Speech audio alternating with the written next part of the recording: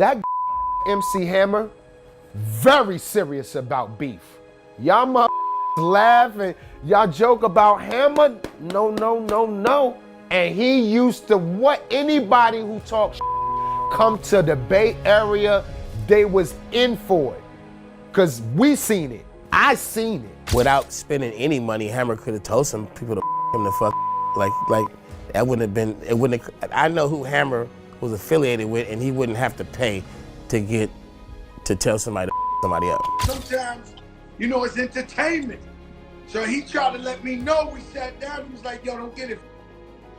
You know, I'm a real gangster from Oakland. I was like, yo, Hammer, you ain't got to do this to me. A lot of people from the new generation might not recognize the name MC Hammer right away. But if you've ever heard the iconic song, You Can't Touch This, then you know exactly who we're talking about. You can't touch this. You can't touch this.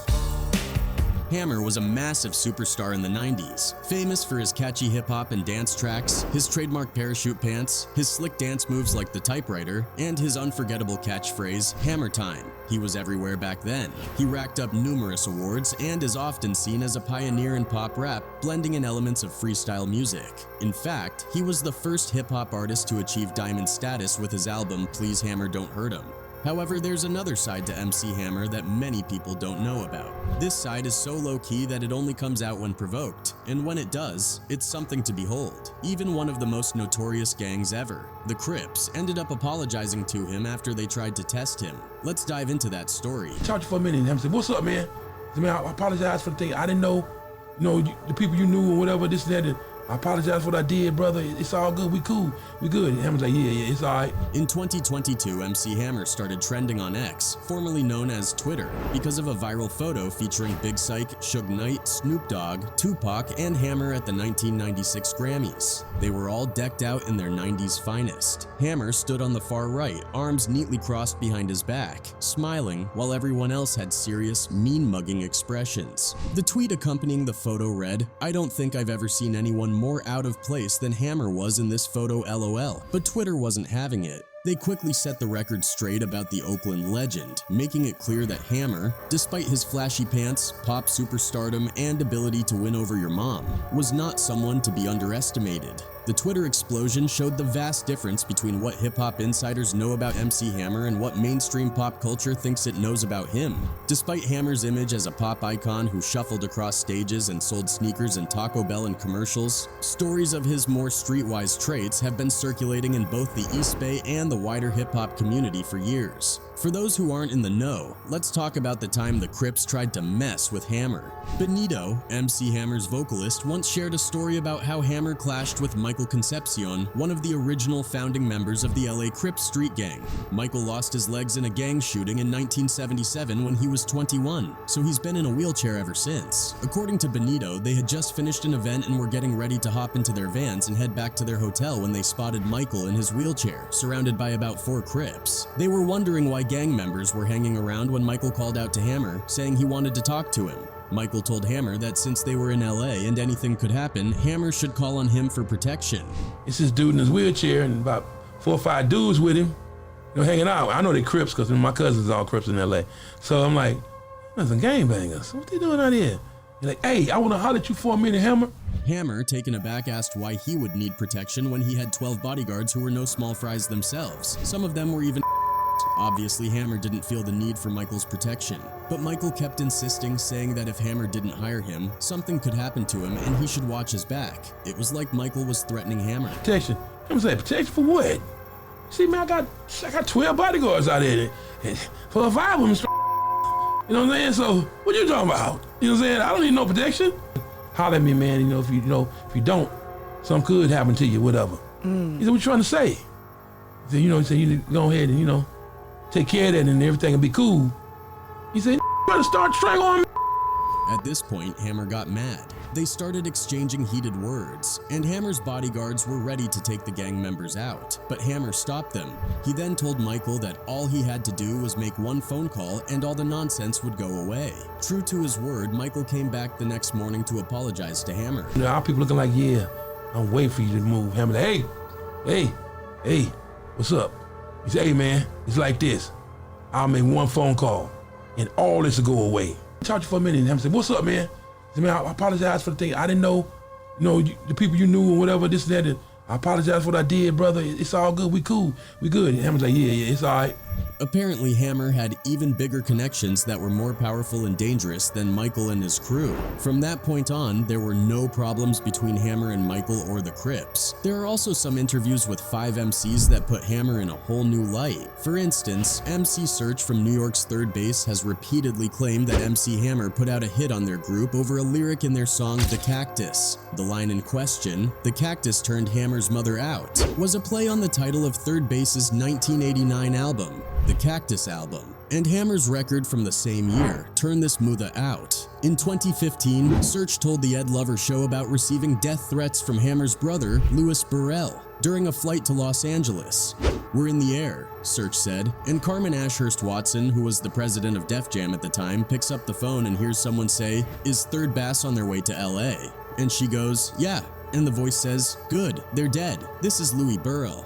Search claimed that the $50,000 hit was confirmed by fellow Def Jam artist Eric B. and was supposed to be carried out by the Los Angeles Crips. Right. So we were saying our album was doper, but we were saying it in New York slick shit. Like we had some slick talk coming out our mouth. Right.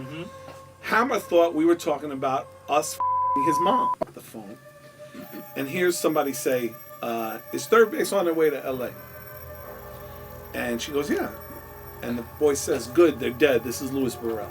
And hangs up. And Eric B. basically puts a feeler out and finds out it's true. That there's a hit out on Third Base with the Crips.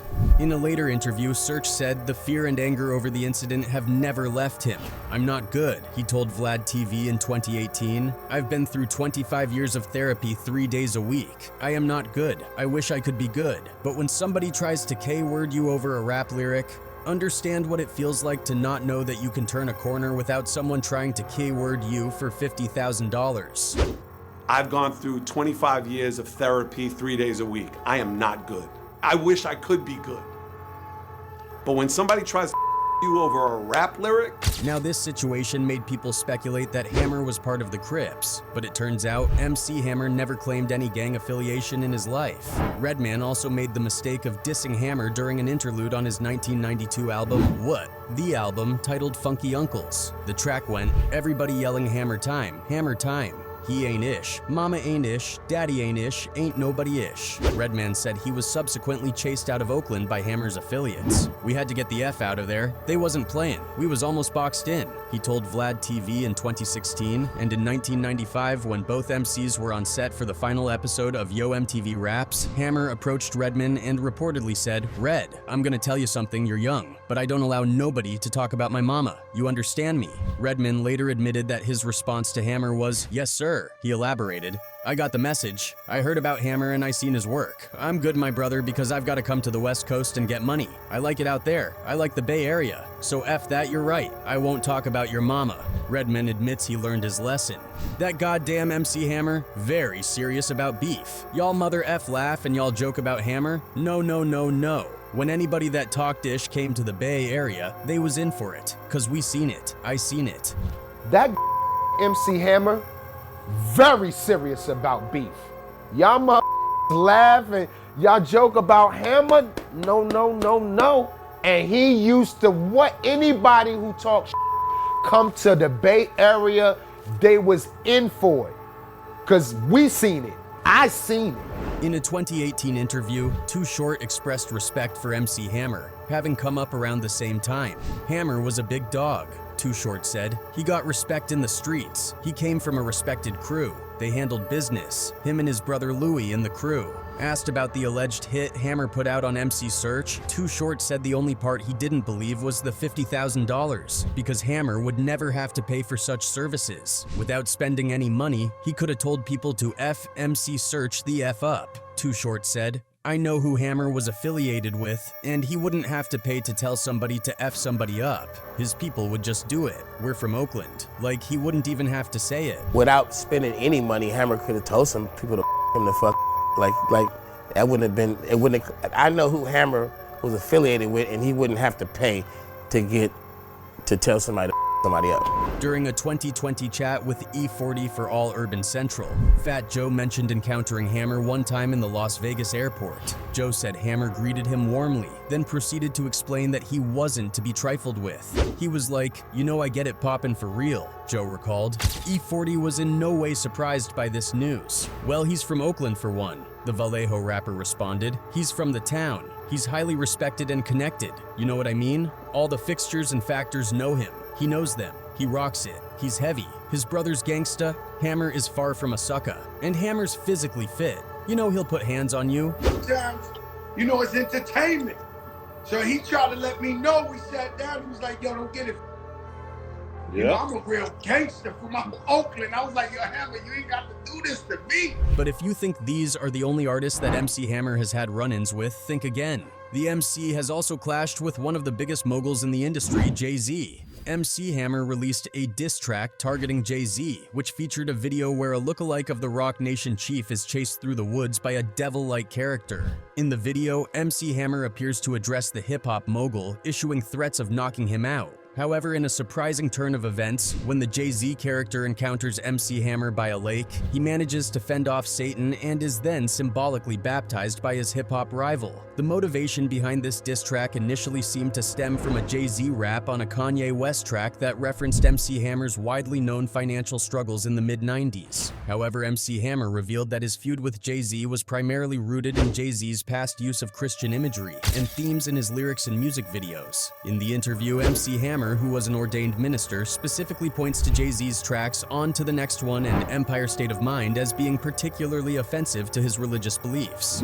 As previously reported, Jay-Z refused to be drawn into a beef with Hammer, telling BBC One Extra he wasn't aware the 90s rapper's financial woes were off limits. He added that he had lots of respect for Hammer and that he says so a number of times in his upcoming new book. But nevertheless, Hammer reckons he's won his beef. He rambled on. "I am declaring victory because it, the diss video, showed a whole lot of people who were not aware that Jay's dissing of Hammer's faith is how you are getting down.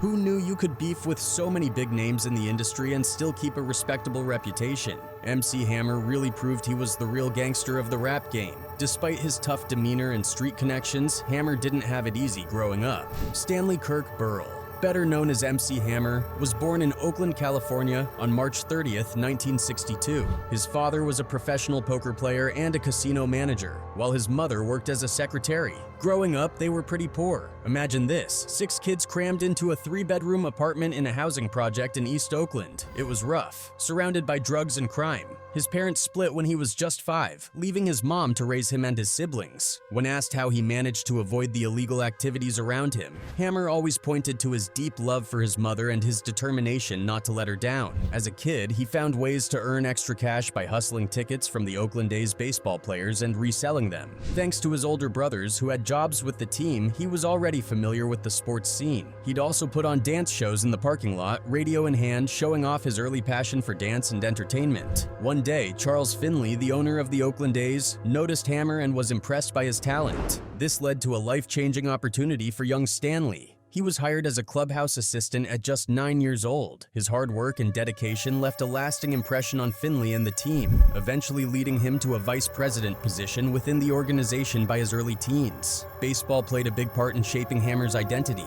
Oakland A's outfielder Reggie Jackson noticed Hammer's resemblance to fellow outfielder Hank Aaron, nicknamed the Hammer. After high school, Hammer tried college but got disheartened and decided to join the Navy. He served for several years and received an honorable discharge. During his time in the military, he made music demos with a roommate in their barracks. After leaving the Navy, Hammer spent some time in a gospel hip-hop group called the Holy Ghost Boys. This diverse journey added to his rich career in music. Post-military, Hammer pursued his passion for music with a substantial loan from a couple of former Oakland A's players. This financial backing helped him establish his record label, Busted Productions, and he founded Bustin' Records, where he was the CEO. Rebranding himself as MC Hammer, which stood for Master of Ceremonies, he recorded his debut album, Feel My Power, and released it independently in 1987.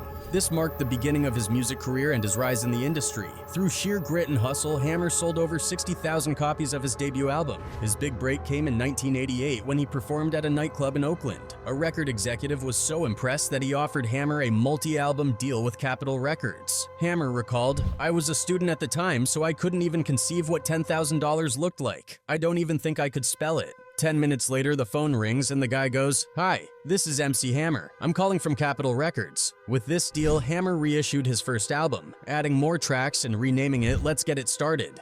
The album featured hits like Pump It Up, Turn This Mother Out, and the title track. His third album, Please Hammer Don't Hurt 'Em, dropped in February 1990 and included the smash hit You Can't Touch This, sampling Rick James's Super Freak. This iconic track solidified Hammer's status as a major player in the music industry, but it wasn't all smooth sailing. Despite his early success, Hammer faced criticism and was labeled a sellout. As gangsta rap gained popularity, Hammer tried to adapt, but overexposure and critical backlash took their toll.